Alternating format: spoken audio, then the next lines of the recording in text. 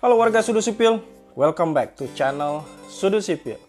Nah teman-teman, sesuai dengan judulnya, cara menghitung kebutuhan material untuk membangun rumah. Pas sekali buat kamu, buat warga atau buat netizen yang sedang atau yang akan membangun rumah. Ini ilmu penting loh. Dengan adanya ilmu ini kita bisa memanage, kita bisa mengorganisir bangunan atau tahapan pembangunan yang akan kita lakukan. Ya, ilmu ini terkandung di dalam ilmu teknik sipil. Ya, minimal kita tidak perlu menguasai semuanya, hanya dasarnya saja. Untuk apa gitu ya? Sekarang banyak kejadian-kejadian di luaran sana, kejadian-kejadian di mana banyak sekali terjadi ketipu tukang lah, ketipu mandor lah, kualitas bangunan nggak betul lah, kemudian budget yang over lah, sehingga pemborosan terjadi di mana-mana. Dan ini tidak sesuai dengan moto daripada ilmu teknik sipil, yaitu pembangunan atau pekerjaan yang dilakukan harus tepat mutu, tepat waktu, dan tepat biaya. Atau singkatnya BMW, biaya, mutu, dan waktu. Nah, saya berprofesi sebagai engineer. Di samping itu juga sebagai konten kreator untuk ilmu dasar konstruksi bangunan. Jadi bagi teman-teman yang ada pantau Instagramnya Sudut Sipil, di situ banyak saya posting tentang ilmu-ilmu dasar sekilas untuk konstruksi bangunan. Jadi bagi teman-teman yang mau atau belum lihat, bisa cek Instagramnya Sudut Sipil. Oke. Nah, bagaimana cara kita biar terhindar dari yang namanya hal-hal yang seperti saya sebutkan tadi. Terlebih kepada tukang-tukang atau oknum yang ngibul ataupun kadang-kala mengira memprediksi bahan-bahan itu over budget. Salah satu contohnya adalah dengan membeli atau menyediakan material itu sesuai dengan porsinya, sesuai dengan yang dibutuhkan. Contoh misalnya yang paling lumrah, yang paling sederhana, ini ilmunya sebenarnya ilmu ringan untuk diperhitungkan. Makanya saya bilang saya mengajari, memberi beberapa triks, memberi beberapa ilmu dasar, sehingga bisa diresapi atau dikuasai secara ringan saja, tidak perlu perhitungan yang berlebihan. Nah, contoh misalnya ketika hendak kita membangun rumah pasti ada yang namanya memasang dinding. Saya ngambil sampel atau contohnya adalah pemasangan bata merah dinding.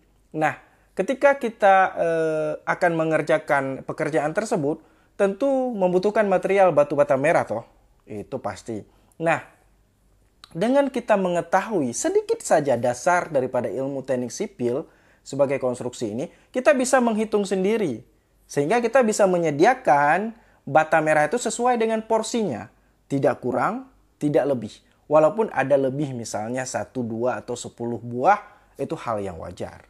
Tetapi tidak over budget hingga lebih ratusan atau bahkan ribuan. Itu banyak kejadian. Oke, nah contohnya bagaimana? Contohnya banyak saya kupas di video-video YouTube Sudut Sipil sebelumnya. Kita ulang di sini bahwasanya di dalam 1 meter luas pasangan dinding bata merah itu menghabiskan, jika kamu memakai ukuran bata merahnya adalah ukuran SNI, itu adalah sebanyak 70 buah batu bata. Itu per 1 meter luas. Nah, terus bagaimana kalau saya punya 100 meter? Berarti rumusnya adalah 70 dikali 100 meter.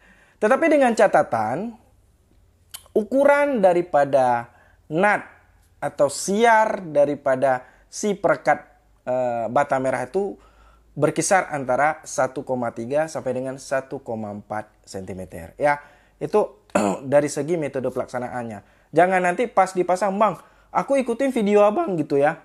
Katanya dalam 1 meter luas dengan ukuran bata SNI adalah menghabiskan 70 buah batu bata. Kok pas dipasang di rumah aku gitu ya, kok katanya lebih, Bang, malah sampai 80 atau 100. Ya. Nah, itu beda lagi. Betul-betul yang dicek dulu ukuran batu batanya benar nggak sesuai dengan ukuran SNI. Kemudian yang kedua, ukuran spesi atau nutnya itu sesuai nggak yang seperti saya sebutkan tadi. Kalau sesuai, berarti pasti akan 70 buah ataupun 69 buah batu bata kebutuhannya. Tetapi kalau tidak sesuai, bisa jadi bergeser atau melenceng daripada perhitungan 70 buah kebutuhan bata merahnya. Oke teman-teman, itu sekilas ya. Nah, selanjutnya kita juga bisa menghitung kebutuhan semen akan pekerjaan pada plesterannya. Itu bisa juga dihitungnya. Seperti banyak kejadian gitu ya, ada mandor ya, melarikan diri, bahkan melarikan gaji-gaji anak buahnya dan meninggalkan anak buahnya itu di tengah pekerjaan, sehingga anak buahnya kalang kabut mau kemana gitu. Karena simulasinya mandor itu anak buah itu tidak terikat dengan yang punya rumah. Simulasinya seperti ini. Jadi yang punya rumah atau owner kontraknya sama mandor ya. Si mandor ini punya anak buah. Jadi si yang punya rumah atau owner kasih duitnya ke mandor. Nah, mandor ini kasih duitnya ke anak buah. Ketika si mandor melarikan diri, anak buahnya ini udah putus.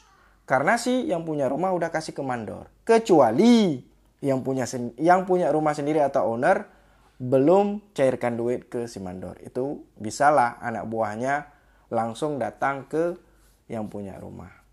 Oke, sekian sharing kita hari ini. Semoga bermanfaat. Nantikan video-video selanjutnya tentang ilmu-ilmu dasar, menghitung kebutuhan material, memilah dan memilih para tukang yang benar, menghindari tukang-tukang yang ngibul gitu ya. Oke, semoga bermanfaat dan salam sudut sipil.